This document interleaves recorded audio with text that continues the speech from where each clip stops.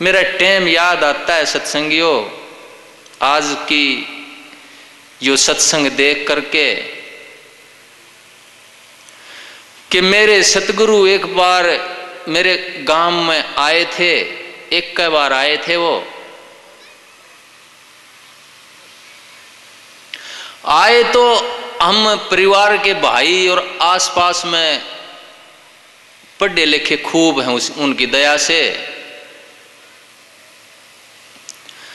तो जब वो आए तो इतना हौसला उठा कि हमने गणे चुने आदमी ने सारे गांव की गली साफ कर दी कि उनने की तय गंदी चीज पड़ी नहीं दिख जा। इतना हौसला देख करके गांव वाले सारे हैरान। उनने सोची कि जब इतने पढ़े लिखे आदमी हैं और इतना देखो भाव, इतनी श्रद्धा है, तो कोई खास ऊंची चीज से गांव में आ रही है, तुमने फायदा ठाना तो तुम भी ठा लो। कुदरती जब वो आए तो बैठने के लिए उस गांव में सत्संगी नहीं थे, एक परिवार महाराज था, एक आधा और सत्संगी था,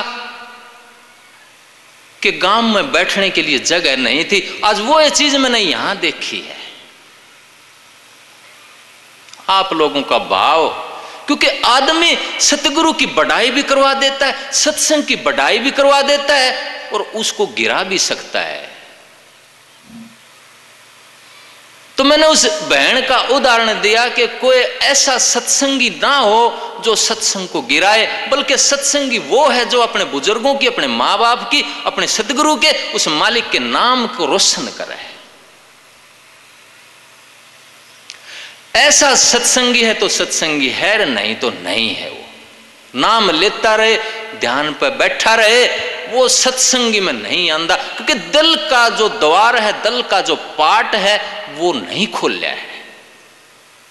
वो नहीं खोला है तो कोई परमात्मा नहीं आता वहां पर। क्योंकि अनंत को बुलाना है तो हमने विचार भी अनंत का उठाना पड़ेगा, प्यार भी अनंत के लिए उठाना पड़ेगा हमने। तो मेरे सदगुरु कहते थे कि आदमी को इस तरह से मुट्ठी करके चलनी चाहिए नीचे की तरफ। वो कहते थे कि गरीब आदमी है, कोई बात नहीं है, उसको मान लो 10 मन बाजरा होया है या 10 रुपए की कमाई हुई है, तो 10 मन बाजरे में तो एक मुट्ठी बाजरा तो काट ही सकता है। वो 10 रुपए की कमाई में से 10वां हिस्सा नहीं काट सकता तो 1 पैसा तो काट सकता है। 100 रुपए में से 1 पैसा तो काट सकता है। तो इससे क्या था कि इससे भी दिल खोलने की एक बात पैदा होती है आदमी के अंदर, दूसरे की मदद करने का एक दिल खोलता है आदमी का। और जो दूसरे की मदद करने की सोचेगा, उन्हीं का स्वर्ग है, उन्हीं का परमात्मा है। क्यों? क्योंकि सारी कुदरत एक दूसरे की मदद करके आगे बढ़ रही है। एक छोटा सा पेड़ है, वो भी आपको हवा देता है, ऑक्सीजन देता है, जो हम सांस लेते हैं, फल देता है। वो आसपास के वातावरण को शुद्ध करता है। वो पशु है, वो भी आपकी सेवा करता है। ये धरती है, ये भी हमारी सेवा में खड़ी हुई है, हमारे जीवन को पाल रही है मां बन करके। ये धरती से सूरज का चक्कर काट रही है, ये सूरज किसी दूसरे सूरज का चक्कर काट रहा है।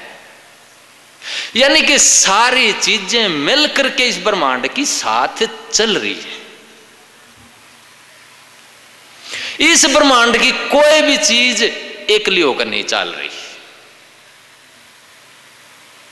नंबर 2 बात, इस ब्रह्मांड में जिसके पास, जिस चीज के पास देने को कुछ है, वो दे रहा है। पेड़ के पास जो चीज है, फल है, ऑक्सीजन है, वो हमें दे रहा है, जिंदा रख रहा है हमें। सूरज के पास गर्मी है, रोशनी है, वो दे रहा है, हमें जिंदा रख रहा है। हवा पल पल मारे को दे रही है, सारी कुदरत मारे को दे रही है, हर पल दे रही है। 100 के 100 हम बाहर की चीजें लेकर के बने हुए हैं। तो जब इतना ऋण हम ठा रहे हैं, इतनी चीजों की उधार हम ले रहे हैं कुदरत से, तो क्या 2 मिनट हमारा फर्ज नहीं बनता 2 टाइम बैठ करके उसका धन्यवाद करें? अगर उसका धन्यवाद नहीं करा तो ऋणबंदी हो जाओगे आप।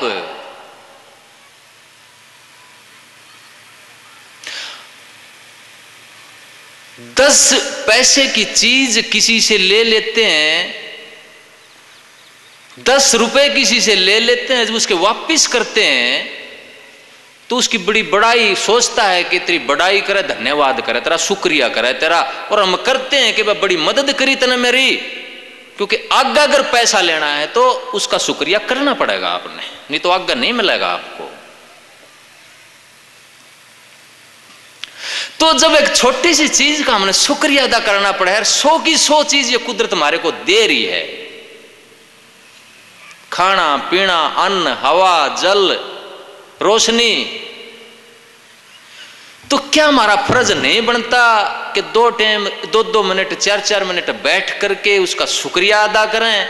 नास्तिक है तो कुदरत का आंख मीच करके वैसे कर लो कि हे कुदरत बड़ी मदद कर रही है, मैं तेरा शुक्रिया अदा करता हूं। आस्तिक है तो उस मालिक को हाजिर नाजिर मान करके प्रार्थना कर लो कि हे मालिक तू कितनी ज्यादा मेरी मदद कर रहा है, बड़ा मांगे मेरी झोली भर दी है और मेरे को जिंदा रख रहा है, तेरा धन्यवाद है। उसको याद कर ले तो नुकसान नहीं, हम ऋणबंदी नहीं होंगे, फिर कुछ ऋण उतर जाएगा। उस परमात्मा का ऋण तो नहीं उतरता, माँ बाप का ऋण तो नहीं उतरता, लेकिन एक कोशिश हो जाती है, हमारे अंदर नरमाई आ जाती है, समर्पण आ जाता है, श्रद्धा आ जाती है और उस मार्ग पर आगे बढ़ जाते हैं हम। कुदरत का सत्संगी एक नेम है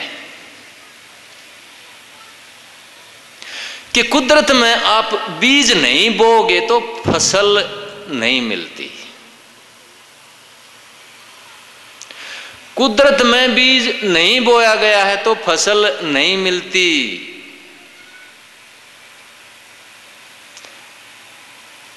आप 50-40 मन गेहूं लेने के लिए 1 मन गेहूं बोते हो,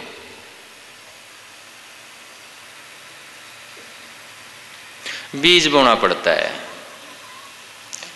इसी तरह से मैं कहता हूं आप दान के द्वारा अगर आप बीज धन का, मन का, विचार का, प्रेम का नहीं बोते हो तो आपको फसल नहीं मिलेगी। कुदरत का नियम है। गलत बात बोलना तो खड़ा होके प्रश्न कर लेना। मैं कोई काल्पनिक कथा नहीं सुनाता आपको, मैं विज्ञान की बात कहता हूं आपको। मैं कोई अगले और पछले जन्म की बातें नहीं सुनाता हूं आपको। मैं जो चीज इस जन्म में दिखता है तो परमात्मा की दया, मैं उस परमात्मा को मानता हूं, नहीं तो मैं नहीं मानता उस परमात्मा को। अगर परमात्मा हमारी मदद करता हुआ नजर आता है तो मैं उस परमात्मा को मानता हूं। मैं उस परमात्मा को नहीं मानता जो अगले जन्म में जाकर के हमारी मदद करेगा। क्योंकि आप प्रश्न कर सकते हैं कि जी किसने देखा अगला जन्म, किसने देखा पिछला जन्म।